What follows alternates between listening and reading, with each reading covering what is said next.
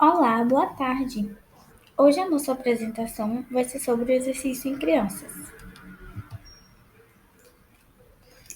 O nosso grupo é composto por Amanda Dourado, Manuele Brito, Marineuza Daphne e Olga Naila Carvalho.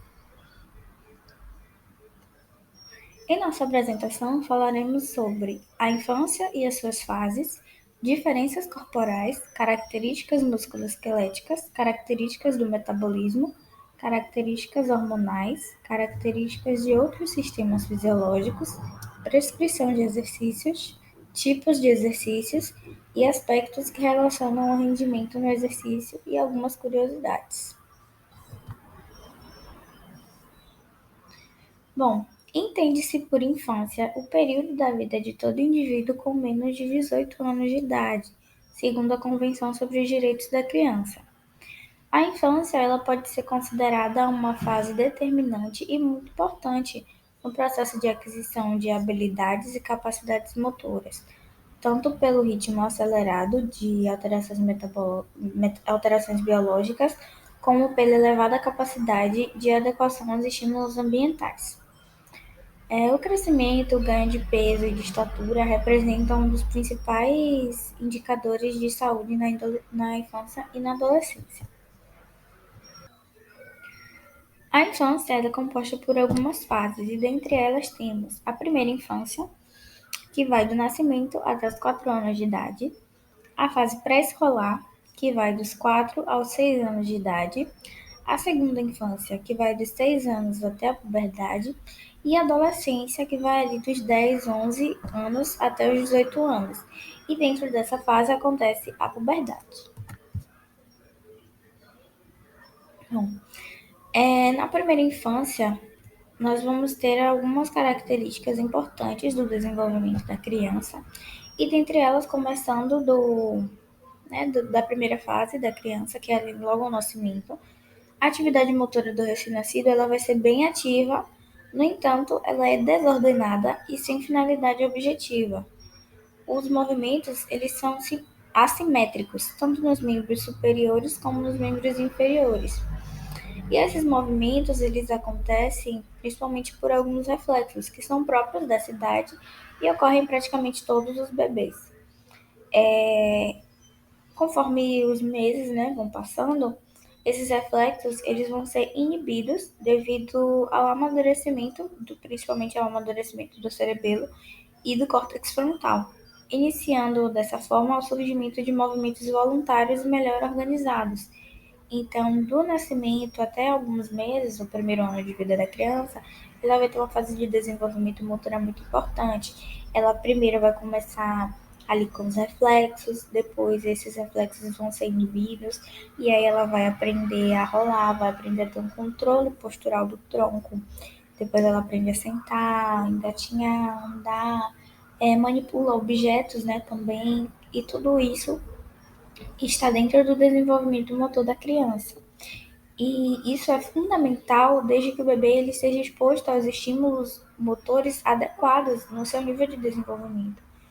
E por volta ali dos 3 anos de idade, o cérebro e as estruturas relacionadas atingiram 70% do tamanho na idade adulta. E essa taxa de evolução biológica possibilita uma rápida aquisição de capacidade de controle de movimentos e de organização desses movimentos, principalmente quando as experiências motoras elas estão adequadas ao desenvolvimento da criança. Então, uma boa experiência ambiental favorece o surgimento de uma boa capacidade motora. Então, essa boa capacidade motora, ela vai tender à prática de atividade física. Então, se desde novinha a criança ela é bem estimulada, ela tem um bom ambiente, um ambiente propício para a sua evolução e seu desenvolvimento, vai acontecer um sistema de retroalimentação. Quanto mais a criança aprende, tem ali aquela experiência boa naquele ambiente, mais ela vai crescer e desenvolver. E a falta dessas experiências motoras, nessa fase especialmente, pode comprometer o desenvolvimento posterior da criança, não somente em termos motores. Então, essa etapa ela é muito importante, tanto para a formação de futuros atletas, como também de cidadãos que vão utilizar a atividade física ou esporte como uma ferramenta de lazer e promoção de saúde também. Na fase pré-escolar, dos 4 a 6 anos, os sistemas sensoriais eles são estimulados através de uma ampla gama de experiências. Então, as habilidades motoras que foram adquiridas na etapa anterior, elas vão ser cada vez mais refinadas e dessa forma vai ser possibilitada a execução de movimentos com a complexidade maior. A complexidade sempre vai crescendo. Então, na fase da primeira infância, a criança aprendeu a engatinhar, aprendeu a andar, aprender a ter um controle postural. Aqui a criança ela já vai ter uma habilidade motora maior, ou seja, ela pode correr, pular, subir escadas, tem um controle muito mais, tem um equilíbrio também muito maior. E nessa fase são indicadas atividades prazerosas e diversificadas, que vão possibilitar a prática de várias habilidades motoras, né? E os aspectos coordenativos e cognitivos, principalmente de tomada de decisão, vão ser mais ágeis do que uma preocupação com o treinamento de capacidade de força e resistência.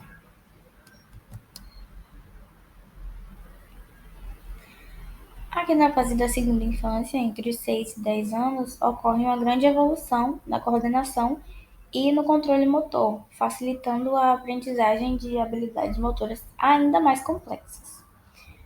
Durante esse período, a criança tem condição de entender as regras de jogos e esportes e podem participar de programas mais estruturados de treinamento e ainda assim é aconselhável uma grande diversificação desses movimentos.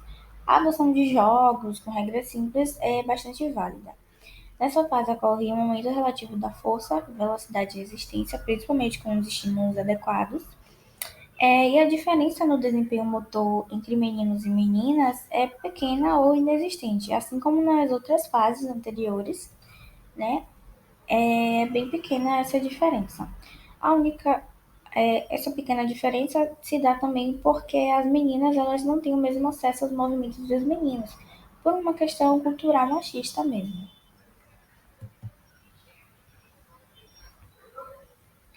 Bom, a fase da puberdade ocorrem diversas alterações morfológicas e funcionais que interferem diretamente no envolvimento e na capacidade de desempenho esportivo.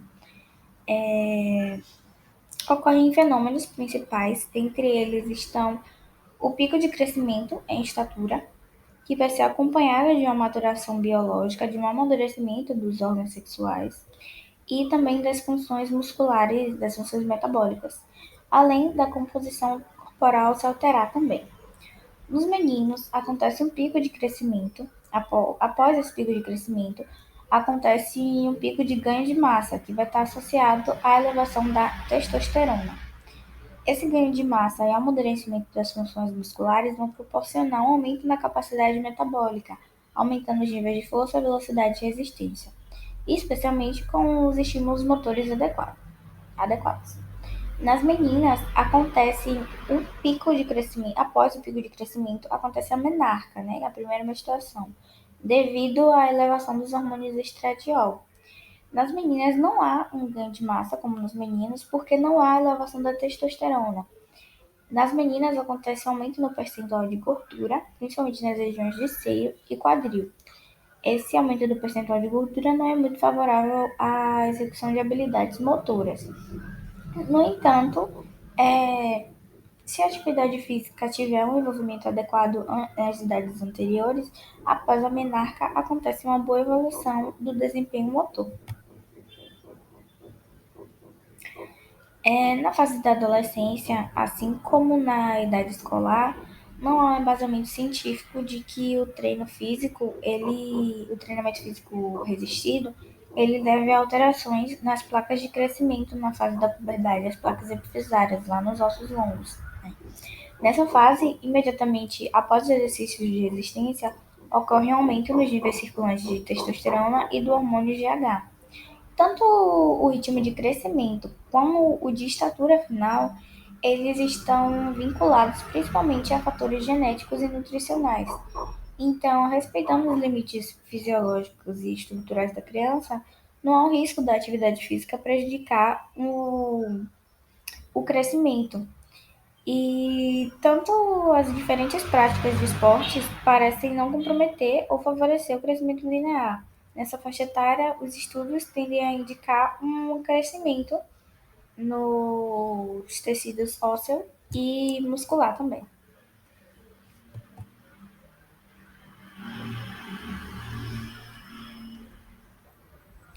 Características musculoesqueléticas. Em comparação com o nível adulto também, o sistema adulto, o esqueleto adulto ele tem 206 ossos e o do recém-nascido tem 300 ossos mais as vértebras. Isso acontece porque os ossos eles só estão completamente formados por volta dos 25 anos. No nascimento, a proporção da cabeça com o corpo é de um quarto nas crianças, ao nascimento, e no adulto essa proporção de cabeça em relação ao corpo é de um oitavo. Na criança, os membros eles representam 15% do corpo corporal total e nos adultos essa taxa é de 30%. Até os 2 anos de idade, o abdômen ele é alto e proeminente devido aos ossos pélvicos serem relativamente pequenos, por isso que as crianças, bebezinhos, eles têm aquela barriguinha assim, bem redondinha. Nos adolescentes, os pés e as mãos eles crescem em primeiro lugar e de forma rápida. E durante a fase de crescimento, os ossos longos eles têm placas epifisárias, que são as chamadas placas de crescimento, e uma lesão nessa placa pode perturbar o crescimento. Diversos fatores podem influenciar o desenvolvimento do esqueleto, como disponibilidade de cálcio e de vitamina D, exercício físico, histórico de pré-natal, fatores sociais e ambientais também. No entanto, o que é determinante é a herança genética e a ação direta ou indireta de hormônios relacionados com o crescimento.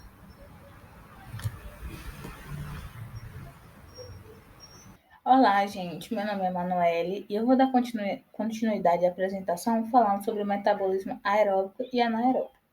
Relembrando as três vias de metabolismo energético, a primeira via é a anaeróbica lática, ou via fosfagênio, que utiliza a fosfocreatina como substrato. Ela é uma via de alta capacidade energética, porém de curta duração, pegando aí os 15 primeiros segundos do exercício, podendo chegar até os 30 segundos. A segunda via é a anaeróbica lática ou glicolítica, que utiliza a glicose como substrato para a obtenção de energia.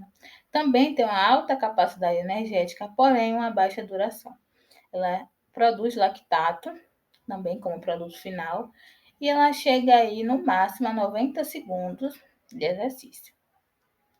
A aeróbica oxidativa é a via que utiliza glicose, ácido graxo ou aminoácidos como substrato.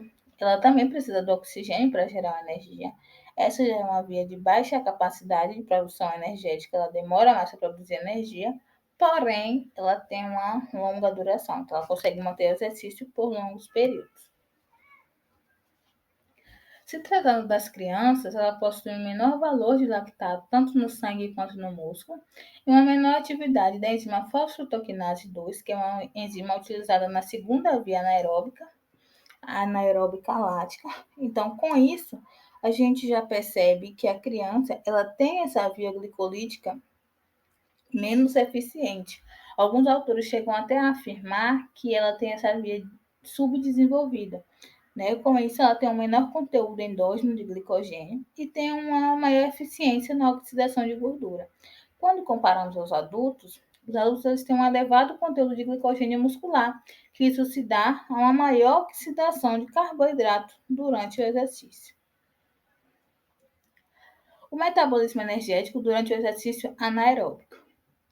Nas crianças, é observado um menor desempenho em atividades de curta duração e alta intensidade, que são justamente as atividades que prioritariamente utilizam o metabolismo anaeróbico. Então, a criança ela tem um baixo desempenho nessas atividades, justamente por ela ter uma maior dependência do metabolismo aeróbico do que do anaeróbico. Ela tem uma baixíssima capacidade de produzir energia, principalmente pela via anaeróbica lática. Já quando se trata do metabolismo aeróbico, inicialmente a criança tem sim a contribuição da fosfocreatina para a obtenção de energia, Porém, essa contribuição ela é compensada por uma maior contribuição do metabolismo aeróbico. A criança tem um metabolismo oxidativo muito mais eficiente. Então, a criança ela vai precisar da via anaeróbica, sim, inicialmente, porém, essa contribuição anaeróbica é tão pouca que a contribuição aeróbica acaba suprindo a demanda energética da criança e se sobressaindo. Isso se dá também a uma menor massa muscular na criança quando comparamos aos adultos, por exemplo. A gente escuta muito falar que a criança é ligada no 220, né? Que a criança é muito ativa, que a criança não cansa, não para. E é justamente por isso a criança ela tem uma fadiga tardia, porque se o metabolismo aeróbico ele é muito eficiente. Então, o que acontece? A criança ela consegue manter uma obtenção de energia, uma produção de energia por longos períodos de atividade, porque o metabolismo aeróbico tem justamente essas características de ter uma capacidade baixa de produção de energia, porém uma duração maior. Alguns fatores importantes na seleção de substrato energético durante o exercício é o gênero e a composição corporal, que nas crianças das meninas, né, elas tendem a ter uma maior quantidade de gordura do que os meninos e também uma maior dificuldade de oxidação dessa gordura. Se tratando das características hormonais, lembramos prioritariamente da puberdade, né, que é o marco que se tem das diferenças hormonais, é quando começa a diferenciar a criança do adulto, e é caracterizada pela ocorrência da adrenarca, que é o aumento da secreção dos andrógenos suprarrenais, ativação ou desinibição dos neurônios hipotalâmicos, secretores de hormônio liberador de gonadotrofinas, e a gonadarca, que é o aumento dos esteroides sexuais produzido pelos testículos e ovários. Então, o que acontece fisiologicamente? O hipotálamo ele secreta um sinal químico chamado hormônio liberador de gonadotrofina. A hipófise ela responde a esse sinal, liberando as gonadotrofinas, que estimulam o crescimento dos órgãos sexuais nas meninas dos ovários, nos meninos dos testículos. Estes órgãos sexuais eles secretam hormônios sexuais, como a testosterona e o estrogênio, e há também um aumento da resistência à insulina. E uma curiosidade aqui é que a testosterona ela estimula também a eritropoiese. Alguns autores chegam até a afirmar que os meninos eles têm mais glóbulos vermelhos do que as meninas por conta dessa característica. A puberdade ela também pode acontecer de forma precoce, quando a liberação desses hormônios ela acontece prioritariamente ao esperado. Né? E tem 3 tipos de puberdade precoce: a central, periférica e incompleta. A central ela caracteriza-se por um estirão muito rápido da altura da criança. A criança ela tem um crescimento rápido, só que à mesma medida que ela cresce muito rápido, ela para. Então, ela tem um estirão e rapidamente também ela para. E aí essas crianças tendem a ser adultos menores do que esperado. A puberdade precoce periférica, ela acontece geralmente por um tumor ou uma outra anomalia na glândula adrenal ou em órgãos sexuais maturos.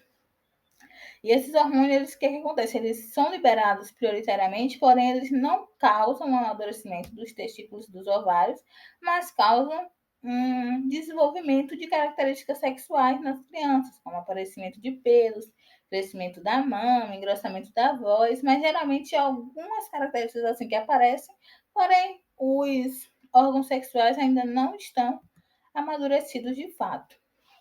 E a puberdade precoce incompleta quando as crianças elas têm um desenvolvimento, geralmente as meninas, desenvolvimento da mama e os meninos dos pelos púbicos, mas sem nenhuma outra mudança associada à puberdade. Então, só acontece essa mudança e depois de um certo período de tempo que vem acontecer outra característica, aí depois de um tempo outra característica, e assim um avanço vai acontecendo lentamente. Correlacionando agora alguns hormônios com o exercício, começando pelo GH, que é o hormônio do crescimento, ele é produzido pela hipófise e ele está diretamente proporcional à intensidade do exercício. Então, quanto mais intenso o exercício, maior a liberação do GH. Ele promove também uma maior oxidação de gordura, a fim de gerar energia, e também tem efeitos anabólicos, onde promove um aumento na massa muscular e na liberação de GF1, que é uma proteína de fator de crescimento. Então, com essas informações, alguns autores acreditam que o exercício tem, assim, uma influência no crescimento em questão de altura da criança por conta dessa maior liberação durante o exercício. Alguns autores também acreditam que não. Os estudos que eu vi, alguns são bem controversos, se contradizem. O que todos concluem é que precisa-se de mais estudos para poder afirmar se realmente o exercício em questão da liberação do GH tem influência ou não no crescimento da criança. Se tratando da insulina, ele é um hormônio produzido pelas células betas do pâncreas e ela atua captando a glicose da corrente sanguínea e levando para as células. Durante o exercício, os níveis de insulina diminuem, porque a gente está ali precisando de energia. Então, não tem por que estar guardando aquela glicose. Então, o que acontece? O nível de insulina diminui e o de glucagon aumenta, que esses são um hormônio também produzido pelo pâncreas, porém pelas células alfa do pâncreas, que eles fazem um efeito oposto da insulina. Eles pegam a glicose das células e colocam na corrente sanguínea. Se tratando da testosterona, ele é um hormônio produzido pelos testículos, é responsável pelas características sexuais masculinas, como crescimento de barba, crescimento de músculo, engrossamento da voz. Elas aumentam durante o exercício, mas é também proporcional à intensidade e não à duração. Então, a liberação de testosterona está ligada a uma maior intensidade do exercício e não a uma maior duração do exercício. E ela é 10 vezes mais alta em homens.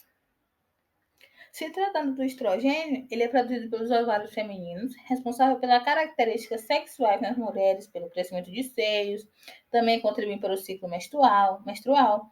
E o estrogênio aumenta durante o exercício, mas principalmente durante a fase folicular, né, que é de 6 a 8 dias depois da menstruação. O FSH e o LH não sofrem alterações durante o exercício. Então, nas crianças, é comprovado o benefício do estímulo ao crescimento e desenvolvimento, mas relacionado ao incremento da massa óssea que o exercício proporciona. Então, como a puberdade é essa fase que a criança está estirando, que a criança está alcançando o pico de massa óssea, acredita-se que o exercício ele pode potencializar essa densidade mineral óssea, principalmente na adolescência. Também é benéfico para o aumento da sensibilidade à insulina, como eu falei lá sobre a insulina, né? Os níveis de insulina diminuem durante o exercício, então previne a criança de risco de diabetes, também ajuda a manter esses níveis regulados. E também melhora do perfil lipídico, visto que a criança tem uma maior facilidade de oxidação de gordura. Então, contribui também neste quesito. Porém, o exercício nas crianças precisam ser realizados de forma bem supervisionadas, porque da mesma forma que o exercício ele pode beneficiar, feito de forma errada, ele pode prejudicar as crianças. Então, tem que ter uma intensidade, uma duração correta. Então, a criança não pode realizar exercício por conta própria ou por conta própria dos pais. Precisa, sim, de uma orientação e de um acompanhamento para que esse exercício venha trazer benefícios a essa criança. O crescimento longitudinal durante a puberdade engloba 3 fenômenos: estirando o crescimento, rápida aquisição de conteúdo mineral ósseo e produção da maturação e processo de maturação esquelética. Então, o que acontece? Algumas práticas esportivas, como ginástica, corrida de longa duração e o balé, alguns autores acreditam que ele pode comprometer o crescimento longitudinal e ou a densidade mineral óssea. Por quê? Porque o corpo ele tenta se adaptar, o corpo da criança tenta se adaptar a esses esportes. Então, acredita que esses 3 tipos de esporte podem comprometer ao crescimento da criança. Então, crianças que praticam esses esportes, elas tendem a ser mais baixas. Olá, meu nome é Amanda e eu vou apresentar sobre o sistema cardiovascular em crianças. No que diz respeito aos parâmetros cardiovasculares, tais como a frequência cardíaca, o volume de ejeção sistólico, o débito cardíaco e a diferença arteriovenosa de oxigênio, sabe-se que a população pediátrica ela apresenta um comportamento diferenciado, tanto no nível submáximo como no nível máximo de esforço, em relação ao observado em adultos. E as possíveis causas podem ser um menor volume cardíaco e sanguíneo, uma maior estimulação dos quimiorreceptores periféricos, os níveis mais baixos de catecolaminas circulantes, uma menor responsividade dos receptores beta-adrenérgicos e a diferença no ajuste dos mecanismos de termorregulação. Então, o que é que vem a ser a frequência cardíaca? Ela é um importante parâmetro que vai ser utilizado no controle de intensidade do treinamento físico e vai apresentar uma resposta exacerbada em crianças. E isso deve-se a um mecanismo compensatório relacionado a um menor volume do coração, um menor volume sanguíneo e, subsequentemente, a um menor volume de ejeção sistólica. Então, essa resposta exacerbada ela vai ser atribuída à maior ativação dos quimiorreceptores periféricos, em relação a um acúmulo de subprodutos do metabolismo muscular. E essa maior estimulação aferente observada em crianças pode estar relacionada ao recrutamento de menor quantidade absoluta de tecido muscular para uma mesma demanda de trabalho, que vai impor uma maior solicitação mecânica por unidade no músculo. O maior cronotropismo observado em crianças, para uma dada intensidade submáxima de exercício, ela pode estar relacionada, em partes, às diferenças na modulação da temperatura.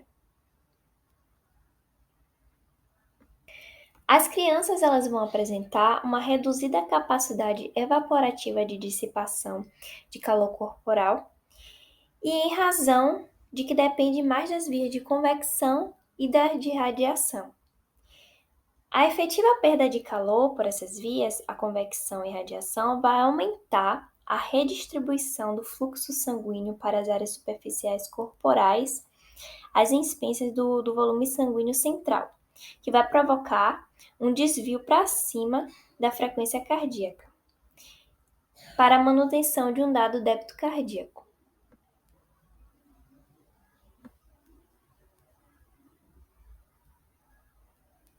O volume de ejeção sistólico é a quantidade de sangue ejetada no ventrículo esquerdo durante uma sístole e vai apresentar uma cinética curvilínea em crianças durante o exercício físico progressivo, que é o mesmo comportamento observado nos adultos. Mas apesar dessa cinética do volume sistólico ela ser semelhante entre crianças e adultos, a população pediátrica ela vai apresentar uma resposta inotrópica atenuada e, como consequência, menores valores do volume sistólico, tanto no repouso como durante a realização de um exercício. Esse menor volume sistólico observado em crianças, tanto no repouso como durante o exercício físico, vai estar estreitamente relacionado aos aspectos morfológicos. Portanto, as crianças elas vão possuir um menor volume sistólico do que os adultos.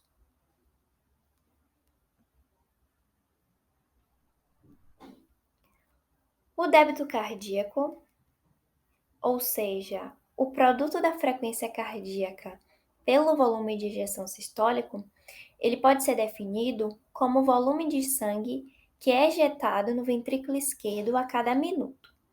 Essa variável ela vai apresentar menores valores para todos os níveis de intensidade relativa de exercício na população pediátrica. E isso vai ser relacionado principalmente ao menor volume sanguíneo e o menor volume cardíaco também.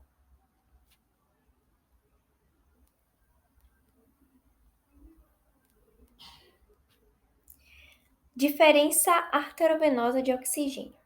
Ela pode ser definida como a diferença no conteúdo de oxigênio entre o sangue arterial e o venoso misto.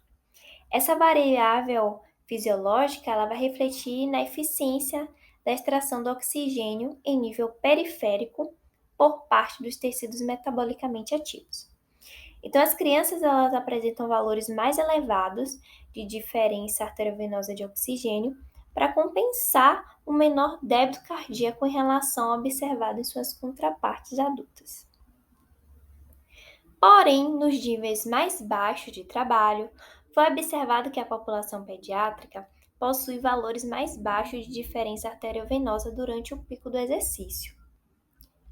E isto pode ser explicado pela menor concentração de oxigênio no sangue arterial, refletida por níveis mais baixos de hemoglobina circulante, conforme foi observado em criança. Então, em relação ao adulto, as crianças irão ter a diferença arteriovenosa de oxigênio maior, mas durante o pico do exercício, as crianças ficam com esse valor mais baixo em relação aos adultos.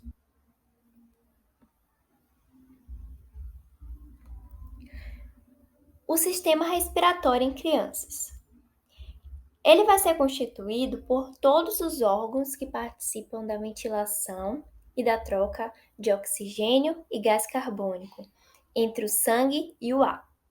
Esses órgãos são o nariz, as fossas nasais, a faringe, a laringe, a traqueia, os brônquios e os pulmões, e ainda vão participar o tórax ósseo, a musculatura respiratória e a pleura.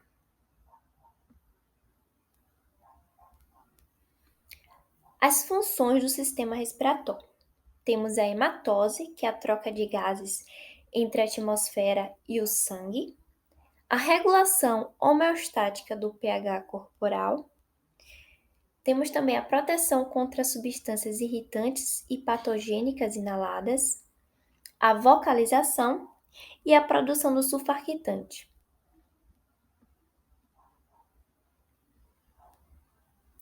Aqui a gente trouxe algumas características do sistema respiratório em crianças. Após o nascimento, vai ocorrer um enorme aumento do número de alvéolos e vai crescer em número e em tamanho até os 8 anos de idade. E o pulmão do adulto vai possuir canais anatômicos que permitem a ventilação em áreas distais a uma via aérea obstruída, ou seja, vai permitir uma ventilação colateral que não se desenvolve na infância. E durante o desenvolvimento das vias aéreas e dos alvéolos em particular, vai existir um crescimento compensatório que não existe no adulto. Algumas características anatomofisiológicas. Os alvéolos das crianças têm menos tecido elástico de suporte e vão ter uma menor capacidade de distensão. O seu número vai aumentar 9 vezes até os 8 anos de idade. O volume pulmonar corrente é 5 vezes menor e tem baixa capacidade residual e de reserva do oxigênio. Já a taxa metabólica é o dobro do adulto, com o dobro do consumo de oxigênio.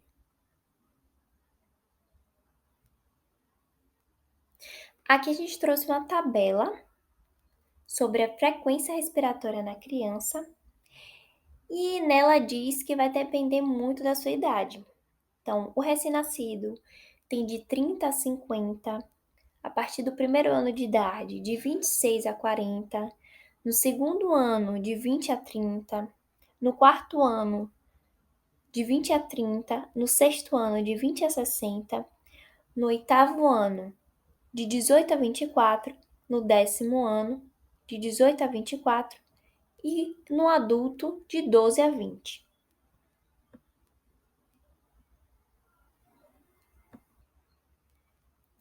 Os aspectos ventilatórios.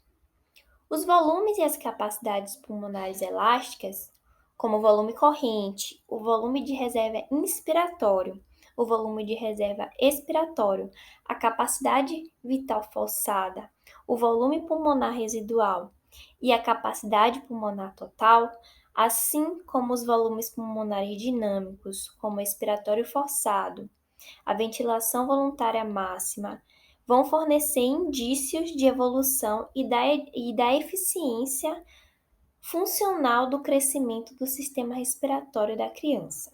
Então, esses volumes e as capacidades vão apresentar alterações acentuadas com a idade e com todos os volumes pulmonares aumentando até o final do crescimento.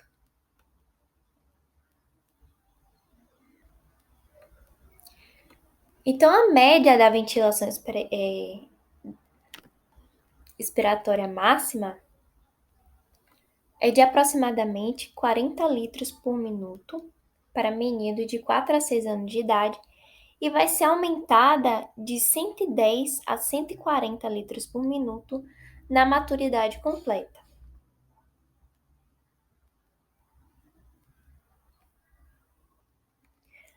A ventilação por minuto, ou seja, o produto da frequência respiratória pelo volume corrente, pode ser definido como o volume de ar movimentado pelos pulmões a cada minuto. Eles estão estreitamente relacionados com as características antropométricas da criança, particularmente a massa corporal e a estatura. Observar em crianças pré-púberes que, com o avanço da idade, a frequência respiratória mostra um declínio progressivo e o volume corrente apresenta um aumento linear, estabilizando na maturidade física, tanto para uma dada intensidade submáxima como para uma máxima de trabalho. Quando as crianças são submetidas a uma determinada intensidade submáxima absoluta de um exercício, por exemplo, a 60 watts em um ciclo ergômetro, a intensidade das respostas ventilatórias mostra-se exacerbada em relação ao verificado em indivíduos adultos, diminuindo progressivamente com o transcorrer da idade. E para os níveis máximos de trabalho, as crianças elas apresentam menores valores de ventilação minuto. Certamente, os valores mais elevados de ventilação minuto, no pico do exercício, alcançados pela população pediátrica com avançada idade, estão relacionados com os níveis de maturação somática, apresentando uma relação direta com o crescimento do sistema pulmonar.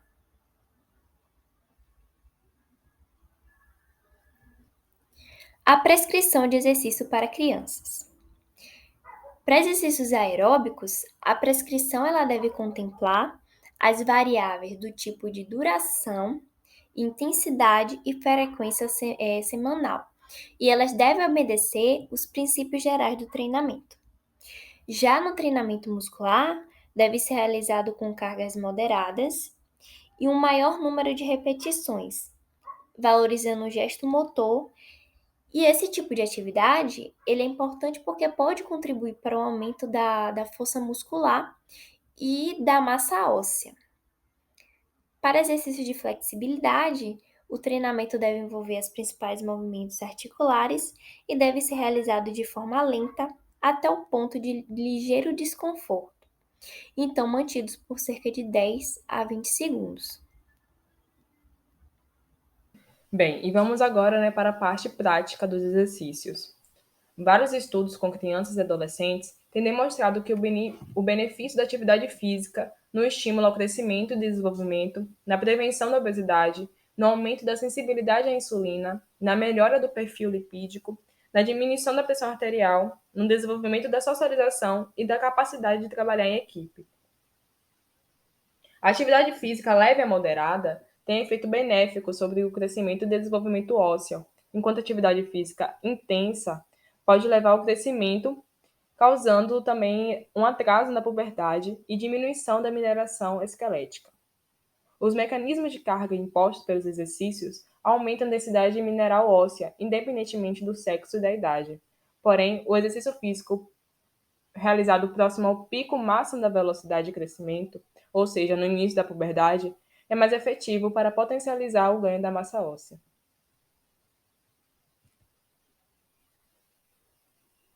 Bem, o exercício moderado promove o aumento dos níveis circulantes do GH e do IGF-1 por meio do estímulo aferente do músculo para a adenohipófise, além do estímulo por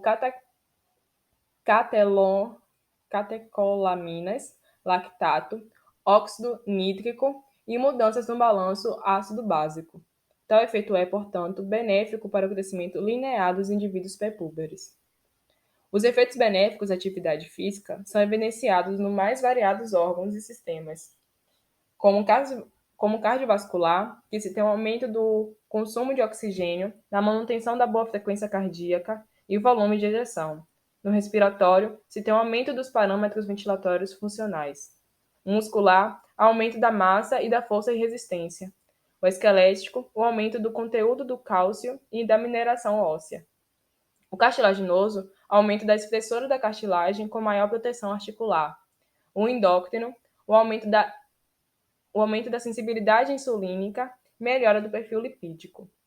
A seleção do esporte mais indicado para cada criança ou adolescente depende da idade, do gênero, do estado de desenvolvimento puberal, da presença de limitações físicas ou mentais, da disponibilidade e facilidade de participação na atividade escolhida. Assim, meninos e meninas podem participar de atividades esportivas juntos até a idade de 10 anos. A partir da puberdade, as meninas tendem a ser menores, com os ombros mais estreitos, maior porcentagem de gordura corporal, de 23 a 27%, para as mulheres, vezes os homens, que têm 13 a 15%. E também apresentam menos força muscular que os adolescentes do sexo masculino, o que requer uma separação de gêneros nos esportes competitivos. Bem, crianças na pré-puberdade, submetidas à atividade física intensa, podem retardar o início da puberdade. Embora a atividade física moderada estimule o desenvolvimento ósseo, a puberdade tardia, devido à atividade física vigorosa, pode intervir na aquisição da massa óssea ideal. Em adolescentes do sexo feminino, o excesso de exercício físico pode causar hiperestrogenismo, com redução do ganho de massa óssea, o que pode ser, em casos graves, irreversível, como o retorno da menstruação, da reposição estrogênica e da suplementação com cálcio. O treinamento vigoroso pode reduzir o ganho estrutural, sendo esse efeito resultante mais da intensidade e duração do que propriamente do tipo de exercício praticado. Como explicação a isso, demonstrou-se que a atividade física intensa causa inibição do eixo GH e IGF-1. A atividade física intensa leva à redução nesses níveis séricos, o que poderia vir a comprometer o crescimento e, eventualmente, reduzir a previsão de altura final. Meninas e adolescentes atletas podem experimentar uma série de distúrbios menstruais, incluindo a puberdade atrasada, menarca atrasada, ciclos anovulatórios, devido à falta da fase lútea ou insensibilidade da hipófise ao estrogênio. Tais distúrbios estão diretamente dependentes da intensidade e duração do exercício, perda de ganho e gordura corporal, e o balanço energético negativo. Essas anormalidades são mais frequentes em praticantes de ginástica, balé e corrida a longa distância, nos quais há grande ênfase no baixo peso corpóreo. Já no sexo masculino, os estudos não têm indicativo de evidência de efeitos adversos na maturação sexual relacionados ao treino esportivo. Aparentemente, os meninos atletas não têm atraso no desenvolvimento puberal, quando comparados aos não atletas. A Academia Americana de Pediatria admite a realização de treinamento de força e resistência para crianças, desde que programados de forma adequada em termos de frequência, tipo, intensidade e duração. Cargas máximas só devem ser realizadas por adolescentes que tenham atingido o estágio de desenvolvimento puberal completo. Se tem algumas recomendações para a prática esportiva saudável, que é priorizar os movimentos e habilidades naturais no lugar de exercícios elaborados, evitar situações das quais sejam necessárias apneias prolongadas e, no treinamento de força, evitar cargas elevadas sobre a coluna. Ficar atento para complicações físicas, como tendinites, e emocionais, transtornos alimentares, distúrbios de sono, ansiedade. Aumentar o tempo de realização quando realizar atividades físicas de carga elevada. E priorizar principalmente atividades aeróbicas no lugar de anaeróbicas.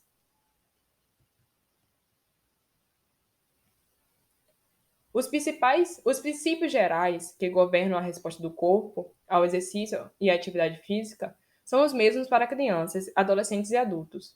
Por outro lado, a fisiologia do esforço infantil tem suas peculiaridades devido ao ganho de peso e à maturação da puberdade acelerada. As crianças podem ativar um caminho metabólico aeróbico mais rápido que os adultos. Após 30 segundos de exercício, 50% da sua energia vem do metabolismo aeróbico, e em adultos, essa ativação demora cerca de 30 segundos a 2 minutos. Assim, o abastecimento dos músculos das crianças fornece oxigênio muito mais rápido que os adultos. O limiar anaeróbico tende a ser mais baixo nas crianças, deixando-as menos hábitas aos exercícios físicos prolongados ou intensos.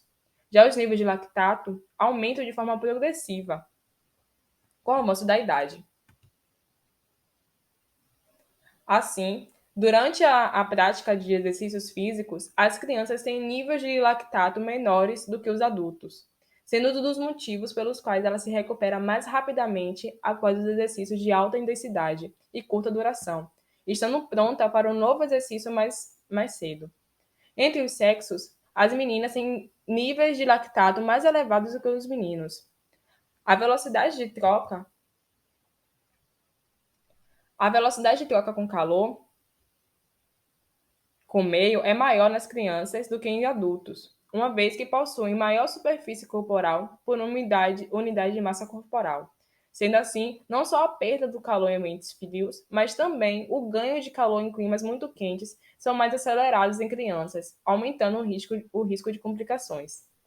Como agravamento, a criança tende a ter menos sede que o adulto, levando mais facilmente à desidratação e, consequentemente, redução da volemia, com prejuízo do desempenho do mecanismo de termorregulação.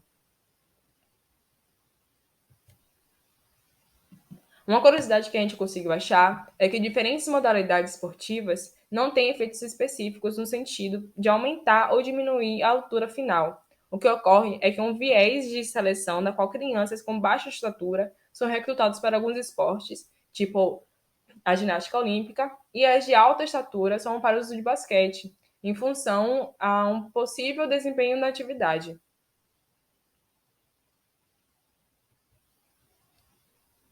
Nossas referências.